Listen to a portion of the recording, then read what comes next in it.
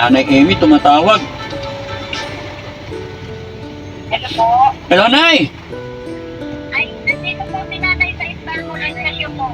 Nanay Amy daw po. Nasaan po siya?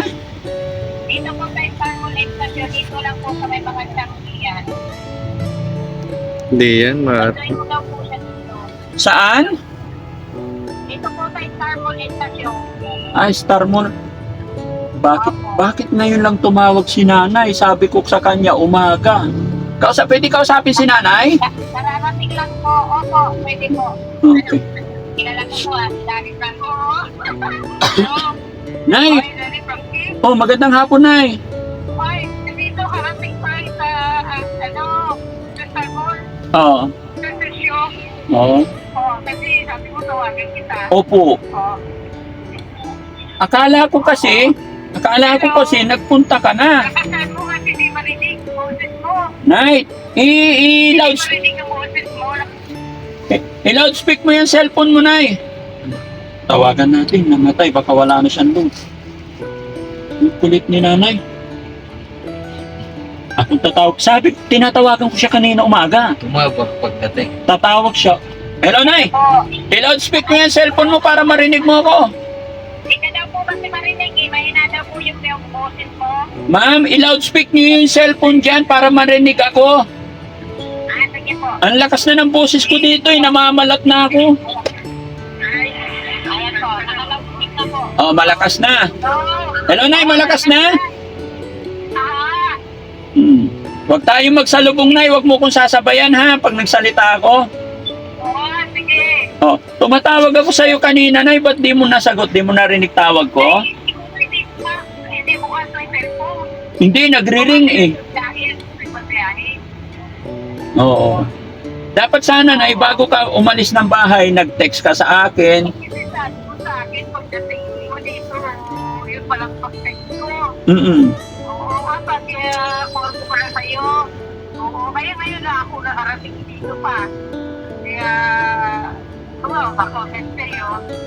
Tay tayo dyan, malayo pa naman ako. Ah, saan ka ba rin dito? Saan ka ba? Nandito ako ngayon sa Cavite. Ah, kasi, diretso na lang ako doon. Oo, sige. Sige ha. Oo. Kasi alanganin oras dapat na nung paalis ka na ng bahay, tinext mo lang ako. Oo, kung alam mo naman kung diretso ka doon, doon ako sa mga upuan yan. Magantay. Oo, sige. Bali, tignan namin, mag-usap kami ng mga kasama ko kung ano maganda. Oo, kasi ngayon ako nakarating dito, kaya ngayon ako makatawag. So ano bang gagawin mo ngayon, Nay? Pupunta ka doon sa ospital. Oo, pupunta ako. Bakit ka- Tapos, Bakit ka pupunta, Nay? Pinapapunta ka nila ngayon?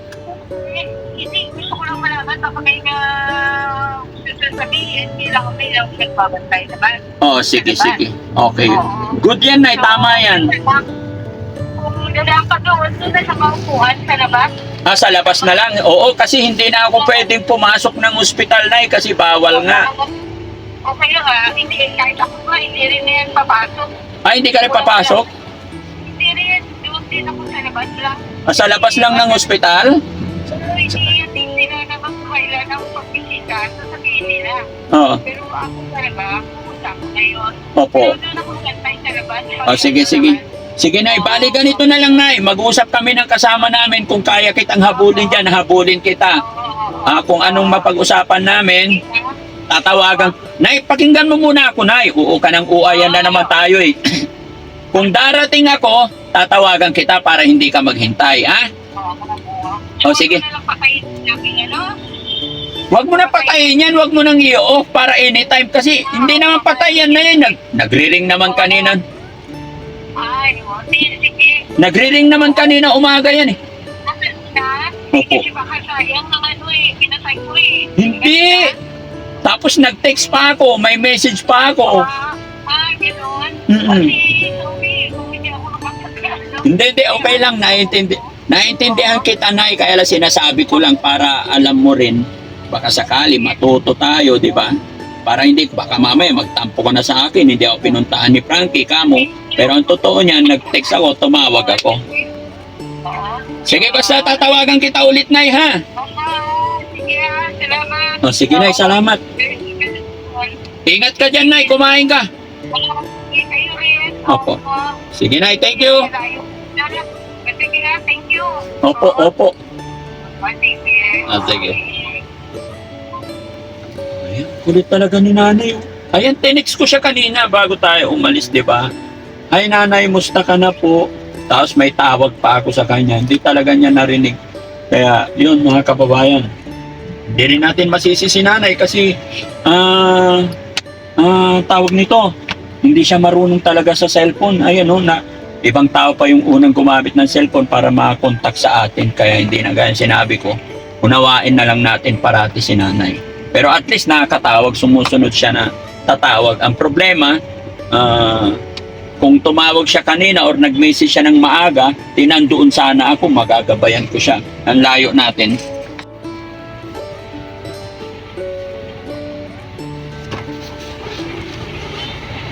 Papatayin daw niya yung cellphone eh. Nanginayang sa battery. Hindi alam sagutin. Baka hindi nakaano yung volume.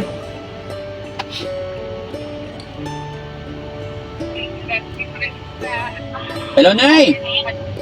Hello. Nay, may tanong ako. Ha? Nay Emmy, Ha? may tanong ako sa iyo, Nay. Oo. Hanggang anong oras ka maghihintay dyan, Nay? Hanggang bukas ka ba dyan? Oo, hanggang ako pwede na tayo kung pwede ako makapasok. Oo. Kaya nga, Bukas pa ako siguro kung bukas pa. bukas na umaga. Oo, umaga. O, sige. Ganito na lang, Nay, kasi malayo kami. Bukas ng umaga ka na lang namin puntahan dyan. Oo, sige, doon magantay na lang ako pupunta ka. O, sa labas ng ospital tayo magkita kasi hindi pwedeng mag-video. Oo. Hindi pwedeng mag-video sa loob. Kaya sa labas ng ospital tayo magkita, ha? Oo, sige. O, Ay, kumawa ka sa ila na nga. kaya nga po, Ano nga ata nakakuha na yung nakuha siya? ay wala na yun, Nay, wala. Dinelete ko na lahat yon. Hindi, ang driver ata nakakuha. Ay, yung driver, kaninong driver? Yung mobile na sinakyan natin, Ay, sila yun, hindi kami. kaya sabi ko ako sinabi ko na i-delete yun eh. Sa akin na, yung mga hubad, hindi namin kinamera, hindi tinamaan ng camera. Oo, parang pinakita niya sa doon sa isang kapitbahay namin, sa siya namin ko i-delete. Loko-loko yung driver na yun, pwede mong kasuhan yun, Nay. Kasi sa amin, kahit saan mo, Sabihan ko pa eh. o Oo. sabihin mo, bawal yan kamo. Kasi sa akin, Nay, wala kang makikita kasi hindi namin tinamaan si Pearl Joy. Iniwas namin ang camera. Kapitbahay namin, ako, sabi ko bakit makuha niya yun. Kaya, sabi niya, piloto, ko lang raw. Oo, kasi may video siya eh. May cellphone siya nun eh.